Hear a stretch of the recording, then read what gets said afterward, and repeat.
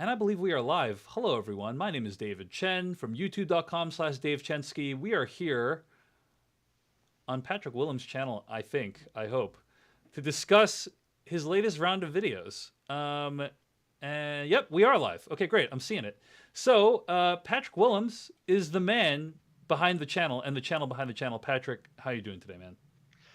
David, I am doing pretty well, still tired, working on the next one, but overall, I really can't complain. How are you?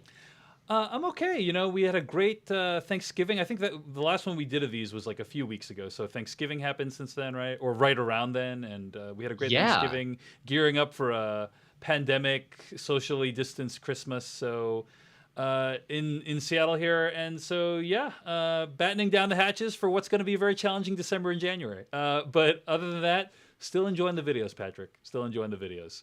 Thank you. So we are here today to talk about your last two videos, the R-rated superheroes video, as well as whether or not Kevin Smith's work holds up. And we're doing two in one. Reason for that is sometimes you ever see that movie, The Social Network, Patrick? No. What's this? Tell me more The about David this film. Fincher film about the creation of Facebook, and there's this term that they use in that movie. Oh, he's wired in. He's wired in. Oh, Mark Zuckerberg's wired in. He's too busy. Sometimes I think Patrick and/or David Chen, get wired in, and we can't focus on anything else. We can't do these commentary videos, but we're here today because. Now that we're done, so basically I'm saying that's why we didn't do one after the last one. We're bundling them both in together, right? David, can I also just say I like that reference point, because these times that I am wired in, I'm usually listening to the Social Network soundtrack on a loop to make myself productive. Yes. So basically, sometimes we get really busy and we can't necessarily do a commentary video right after Patrick makes one of his videos. But here we are, Patrick. We got two videos, R-rated superheroes, Kevin Smith movies, pretty large, ambitious videos. I want to start this conversation by repeating something that my co-host on the Slash Filmcast, Jeff Kanata, said during our review of Batman v Superman. And sometimes Jeff Kanata says something that worms its way into my brain and I can't forget it. Is it a limerick? No, it's not a limerick in this case. He said, we were talking about Batman v Superman and the tone and how dark it was, and he said something that I'll never forget. He said, "Isn't this a character that we put on kids' underoos? Isn't Superman someone that we put on like lunch boxes and stuff?" And it's always stuck with me because as an adult, we have been adults during this time where the Zack Snyder DC Comics films have been released. Mm-hmm. And I don't think we fully appreciate the gravity of what has happened to these characters over the course of the last 10 years, which your video touches upon, right? Which is that the brand of Superman has essentially been destroyed. I mean, this is no longer a character I feel like. I don't have kids, but if I did, I wouldn't feel comfortable with my kids looking for Superman stuff. I wouldn't say like, yeah, Superman, he's amazing. Just go on the internet, look for all the Superman stuff you want to see. Right. The brand of Superman has now become inextricably entwined with this kind of grim, dark aesthetic that makes it non-kid friendly. It caters to adults rather than children, and that is a shame, which I think is one of the things your video tries to make clear, right? Yeah, oh, absolutely. And one thing I'm really glad that I should say, this is a video that originally I thought I was going to make in probably April. I've been thinking about this topic for like a year. I think actually I was going back searching through my old tweets, and I think I first tweeted about this topic in fall of 2018. I think when the trailer for the show Titans came out, mm-hmm. the infamous "Fuck Batman" trailer. Mm-hmm. And so I've been thinking about it for a long time. And then a lot of the projects I had planned, I was going to do the Kevin Smith video earlier this year as well, and then all these things got postponed because of the pandemic. But I'm really glad that in that time I was still thinking about this topic and like doing some research. And I came across that quote from Roger Langridge, a comic book writer that's in the video, and which I think articulates it so well, which I mean, he's saying exactly what you're saying, which is, it's like, it's weird to take characters that are on the kids' lunchboxes, but then also have R-rated versions out there, because it just like muddies the waters. And it's like, if you want to tell those stories, for adults, just like create new characters for them. Like, because otherwise it's like, I can't imagine being a parent now, which like your kid, maybe they watch a cartoon and then I mean, like, for instance, and this is like a much milder version of it. I became obsessed with Batman when I was like 4 or 5 years old, because my parents, who did not pay a lot of attention to current pop culture, they showed me the 60s Batman movie, the 1966 one with Adam West, which is very kid appropriate. And it just happened to be 1992, the same year that Batman the Animated Series premiered and Batman Returns came out. And even at the time, like, and I just wanted everything Batman, but like even Batman Returns, which is a PG-13 movie, even that is like kind of edgy for kids. And I think my parents looked at that and were like, is it, he wants to see this, but like, can he see this? And then, you skip ahead to like now, and now there's just like like the Blu-ray director's cut of Batman v Superman is just rated R. Like like all of the like the Harley Quinn media now is just rated R. And I'm not saying these things are bad. But I just kind of like, that thing that I keep questioning is being like, are we like, are they? It seemed like in the case of Titans, you were saying it was bad. I mean, yes. Yeah. But I feel like the entire approach to that, like I watched some of the show and it really seemed, that show to me, that era in like the early to mid 2000s when there were more like fan films coming out on the internet. And a thing that I've seen a lot of like superhero fan films were like, oh man, like what if we took like these superheroes, but like they were like really edgy and like they swore and like killed each other and did the stuff that they can't do in the comics. And Titans feels like that to me.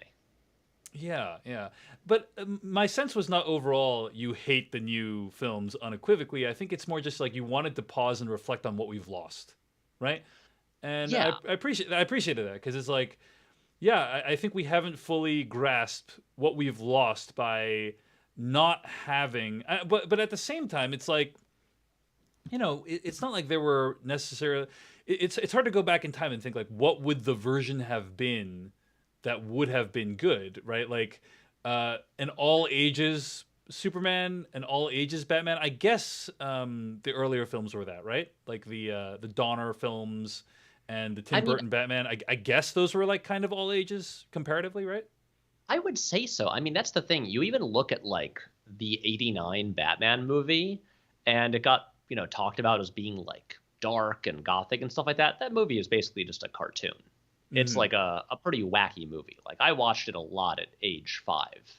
And but I mean, it's a thing where like, I have my issues with the Marvel Studios movies, but I think they're essentially targeting the same kind of audience that like Star Wars always had, which is that it is totally accessible to kids.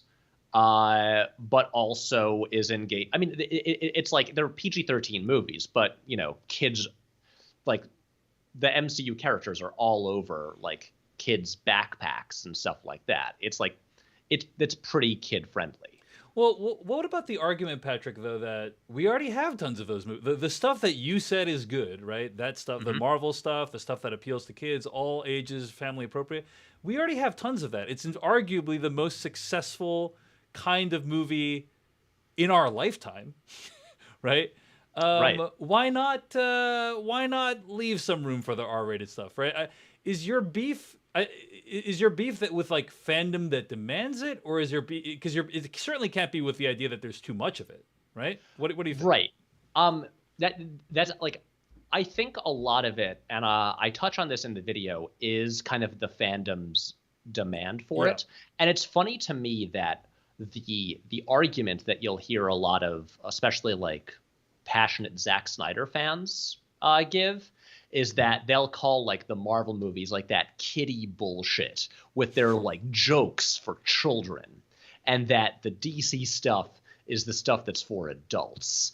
And the irony of that to me is that the DC characters were traditionally aimed at a younger audience than Marvel characters were. When like Stan Lee and Jack Kirby and Steve Ditko were creating Marvel comics, they were like, let's aim for a slightly like more sophisticated audience of like, I don't know, like 13-year-olds, but who want a little bit more complexity. And the DC ones were so simple and like pure. And it was like, that's not what they were supposed to be. But it like, anyway, I'm going off track here, but it really comes down to the fact that I'm just like, what is the reason that you want like these stories for adults with these characters?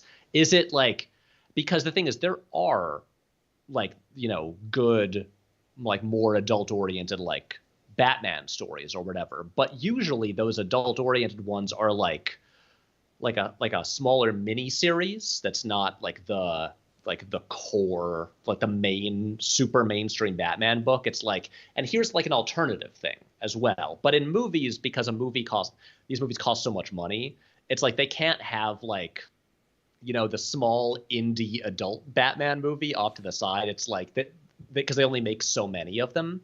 And so I feel like this demand for, you know, for these adult movies about superheroes is basically from just people who grew up with them, like, you know, like we did, and are just like, but no, now I want to like feel justified in still liking this same stuff. I want it to I mean, that's it. It's the thing where when I was talking to Jerry Conway, who lent me some of his time for the interview, the whole interview was great, and I wish I could have put it all in there. But a comparison that he used that I think was appropriate is that the way that like the Harry Potter books like kind of like age up with the reader like as they go. Right. But the thing is, no one comes into that series starting with the last one. Like you start at the beginning and kind of work your way up. So Whereas I think you're saying that it's possible some people, Man of Steel was their first Superman film, right? Right, exactly. It's not like everyone is going back to like the stuff from like the 50s or 60s and then reading it all the way through. And that's really like it's this impulse to me. Like I understand it. When I was like a teenager, I also was like, I want them to be edgier, and like I want, especially because like comics were so dismissed like by the general public and they weren't like mainstream yet. I was like, I want them to seem adult so I can prove to people that this thing that I like isn't childish. Yeah. And then I just got a bit older and kind of realized like, oh no, that's actually just kind of like, that impulse is kind of immature and also kind of selfish, because like why shouldn't kids be able to like experience these stories? Yeah. You know, it reminded me of, this is kind of related, but a little bit of a tangent. There's an article over at Kotaku this weekend called the Cyberpunk 2077 review drama, written by John Walker.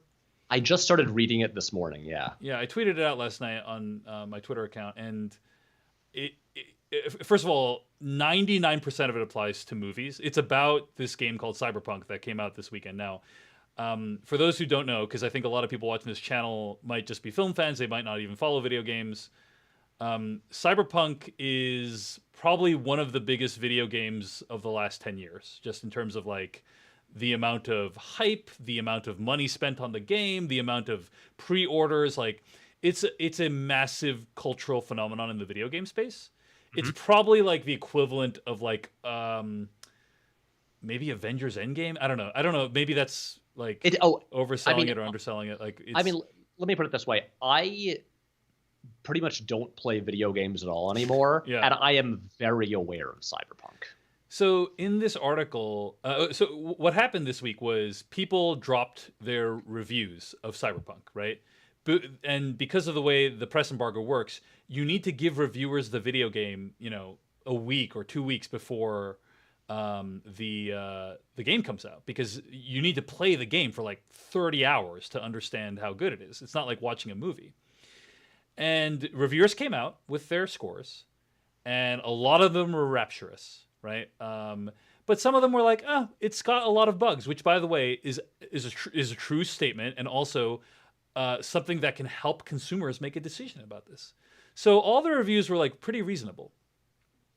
But this person on a site that I'm not even going to identify, but suffice to say, a popular one, gave Cyberpunk a 7 out of 10.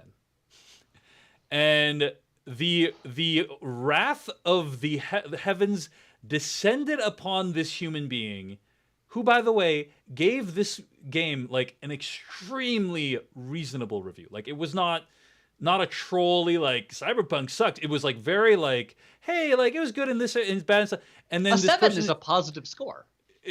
And this person is like harassed and like unending waves of just people like shitting on this person. I will say that she's a woman as well, which like I think plays into it, obviously. So this article at Kotaku says the following, which is, quote, "The far bigger issue is that a loud proportion of Cyberpunk 2077 purchasers don't want reviews at all.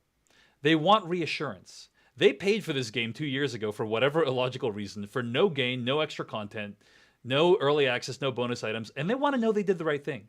And for some, paying for a years away game is just the start of the sort of self-imposed brainwashing that causes to switch from being a person who pre-ordered a game they want to play, a person who pre-ordered a game they want to play to being a fan. They've not only irrationally invested money, but since they have been investing their emotion, they've read everything they can find to read about it, hooked up to the PR drip feed of information that comes both direct from the publisher and the compliance sites that report it all to their readers. This emotional investment mutates into a form of loyalty, a belief that they are now on the game's side, and a slight against the game is now a slight against themselves," end quote. Anyway, I thought about that when you were saying your stuff just now about like the need to justify your decisions, right? Yeah, and these things I think are all connected, and they all kind of come about from, especially a thing that, you know, whether it's like in gaming culture or whether it's in, you know, like nerd culture or with movies and stuff like that, but the way people tie so much of their like personal identity to what they're a fan of, and get extremely defensive about like any like criticisms of it. And like I think with this, you know, with like the cyberpunk thing, a lot of it, you know, it's just people being like, you know, being outraged that a person dared to not love a thing as much as they do. It's the most baffling response, in my opinion, because most of the harassment came before these people had even played the game. Like, I mean, it's the exact same thing. Yeah, exactly. It's the same thing that would happen if, you know, with film criticism, when someone would give like a negative review to usually a superhero movie, most particularly a DC movie. And this started with like the Nolan Batman movies, like the death threats critics would receive, when if they might give a like mixed to negative review before any of the general public saw this movie. That's the most baffling thing. It's like on some level, I get it if you've seen the thing and you disagree with someone. You're like, oh wow, someone is wrong on the internet. They must be stopped. But a lot of this reaction happens even before people have seen or experienced the thing, and you just are objecting to someone else giving their opinion on it. You know what I mean? Right. Anyway. Yeah, it's all kind of tied up in the same thing of like movies need to be R-rated, movies need to be well reviewed. If you say it's not well reviewed, or if it is for kids, you are issuing a direct affront to my sense of self, basically. And that's, I think, what you were kind of speaking out against, basically, right? Right. And the thing is, part of why I waited a long time to make this video is that I realized it's a very thorny issue. That's also part of why there's so many points in the video where I sort of try to preempt the inevitable comments and responses that I know it's going to get. Because again, like I know it sounds like I'm, you know, sort of like advocating like censorship and like these like limits put on storytellers and stuff like that, which is not really what I'm doing. It's really just kind of saying like look, there is, you know, there's so much art and entertainment out there that maybe don't lose sight of who like the core audience for certain things is supposed to be. Yeah. And if you want to be like challenging adult stuff, even within the superhero genre or stuff like that, there's plenty of other things. It's like, you know, like again, and I gave plenty of examples of like, you know, good versions of this. I'm just like, you can go read like Miracle Man and watch The Boys and stuff like that. You don't need to have, you know, your like DC or Marvel characters that like, you know, that do that exact same kind of thing. And so that's just kind of like, these are my feelings about it. I will say, the response to that video has actually been shockingly calm, right, and positive. As I was watching the video, I was thinking, oh my gosh, is Patrick opening himself up to a bunch of trolls, you know, with his video? David, I can't tell you how. Actually I can't. I will tell you right now. But right now, at this moment, when I finally finished the video, and it was like it took so long to make, and it was so exhausting, and I'm sitting there with my finger like over the button to make it public, and I'm like, is this gonna just ruin my day now? Right. Is like, am I gonna regret this? And I was really dreading it. I was sure I was so sure I knew exactly what all the responses would be, and that it would just, and I would have to just like go off the internet for several days. And no, it was like it's all been really like nice, and the reception has been really good. So I'm so relieved. That said, there's still plenty of time. Yes, I mean, you are just literally tempting fate right now. So I am. Now if something bad happens, I won't feel bad about it because you said that just now. So yeah, exactly. Let's move on to Kevin Smith. Sorry, Patrick, I have to go in like 15 minutes. So actually, this is gonna be a shorter one than you. We can go for like over an hour sometimes on these, but this one's gonna be a little bit abridged. I will say, this is a fact. I will forever owe a debt to Kevin Smith. Those who know me primarily as the guy who asks Patrick questions during these commentary videos may not be aware that I host a podcast called The Slash Filmcast, which has been running for about 13 years or so. And we are one of the first film podcasts on the internet. And one of our first episodes was Kevin Smith joining us to review Christopher Nolan's The Dark Knight, which was an episode that literally at this point, thousands of people have told me they started listening to my podcast because of that episode. And this is like early days, dude. This is like wild, wild west of the internet. Like, Peter Serretta, editor-in-chief of SlashFilm.com, just reached out to Kevin Smith. It was like, hey, I have an early screening to see The Dark Knight. And at that time, Kevin Smith wasn't necessarily getting like early screenings handed to him left and right. And Kevin Smith was like, fine, yes, let's do it. And then he saw The Dark Knight and he's like, can you come on the podcast and talk about it? And he did. And it was a huge... I just say, yeah, go ahead.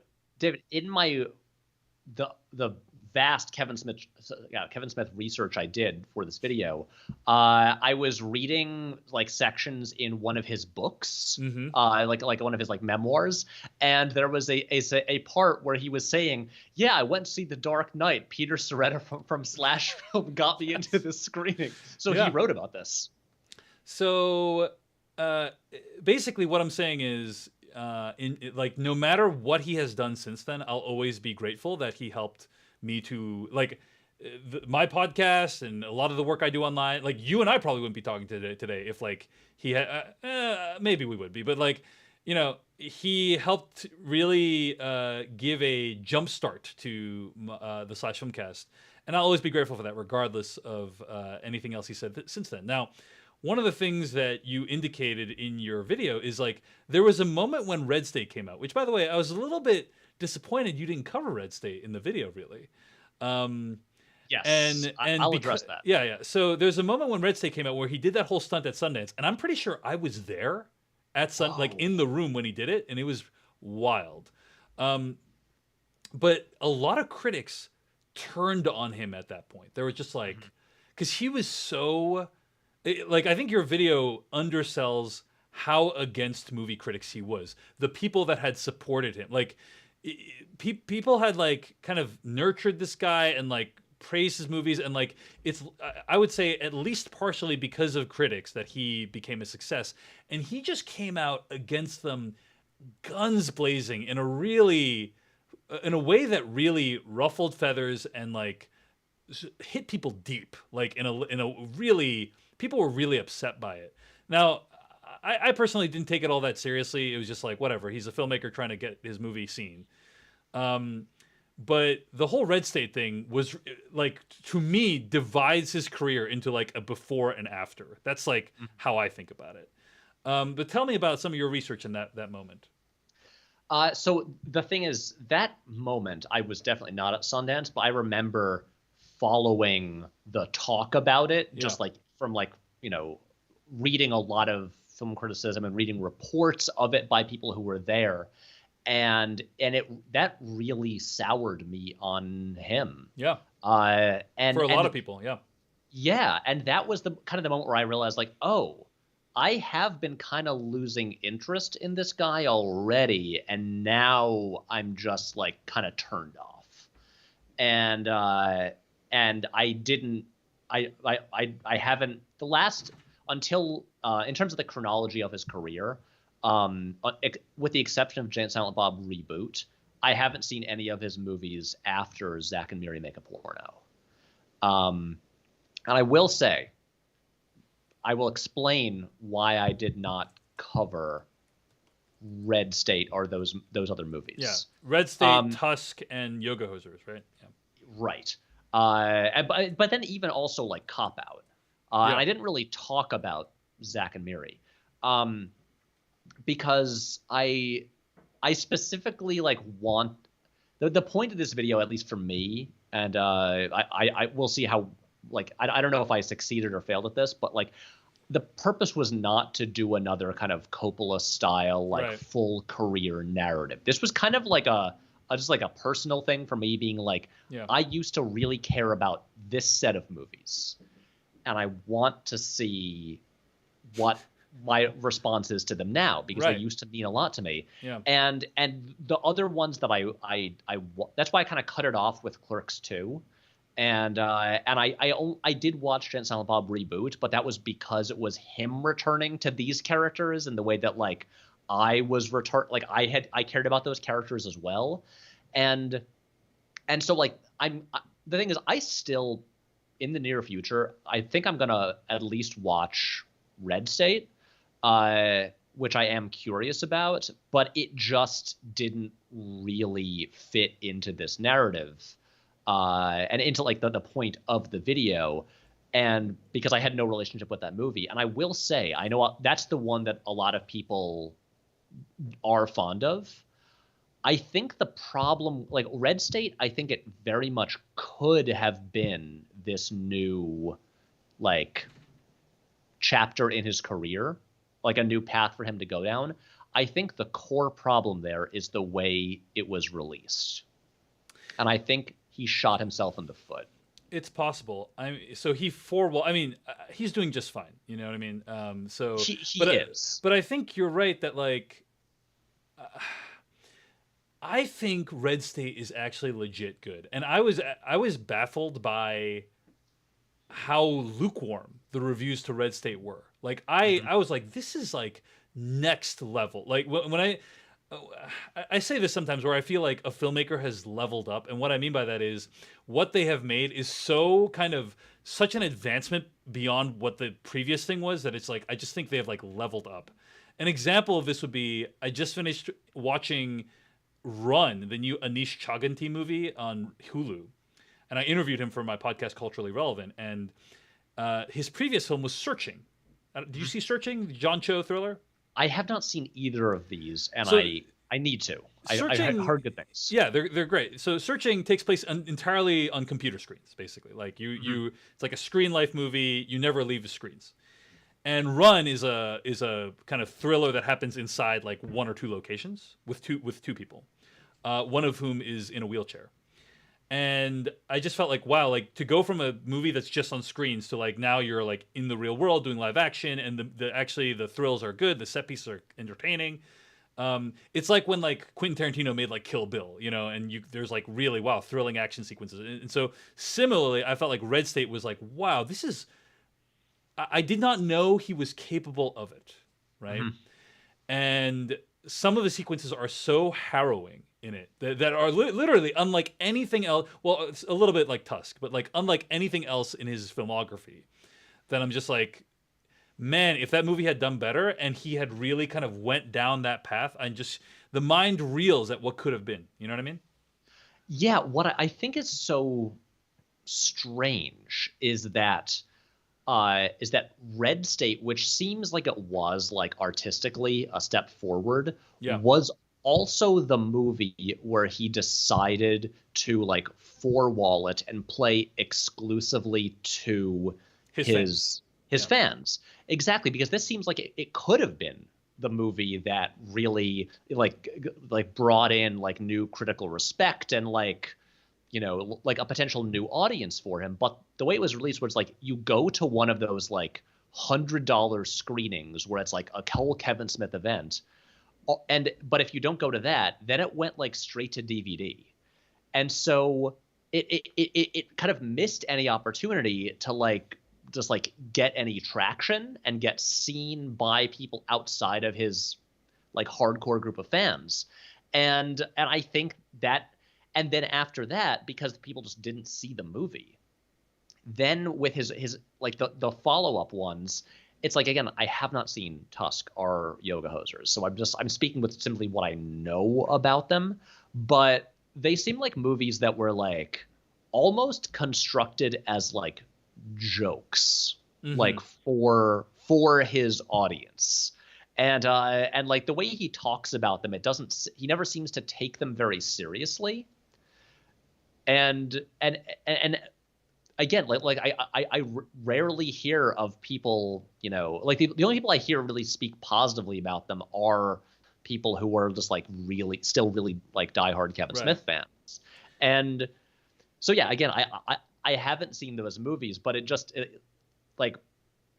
seemed like he kind of just gave up on like anyone who was not like listening to all his podcasts and all of that, like really watching any of these. It's just a shame because Red State, man, like I want you to see Red State because you will. You were talking about how like Jersey Girl, there's actually directorial decisions and visual storytelling. It's like, I mean, there's like horrifying scenes in Red State. It's just like stuff that's like upsetting. Have you seen the trailer for Red State? Like even just watching the trailer is like thrilling, in my opinion. Things like I remember, reading the reviews like out of Sundance, and so much of what I kept hearing was like, yeah, there's good stuff in it, but man, like that Michael Parks monologue just goes on way too long. And I thought it was freaking. This is the thing that's so tragic about it, right? Is that it just got tied up with this whole like F critics, critics are terrible, like right, and then it's like,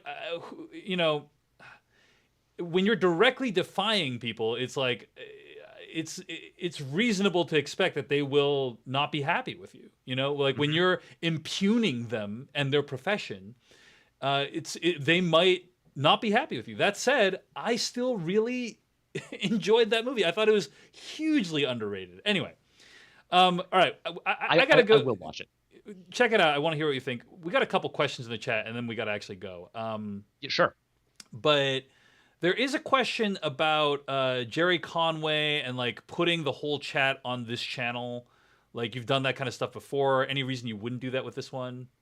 I could potentially. I just want to, check with him to see if, he's cool with it. Because it's like I don't know, it's like more than half an hour long. It's like I think it's really good. I think he says a lot of good stuff. I would argue, Patrick, whatever is in that conversation is going to be like way more valuable than 99% of these things that we do together.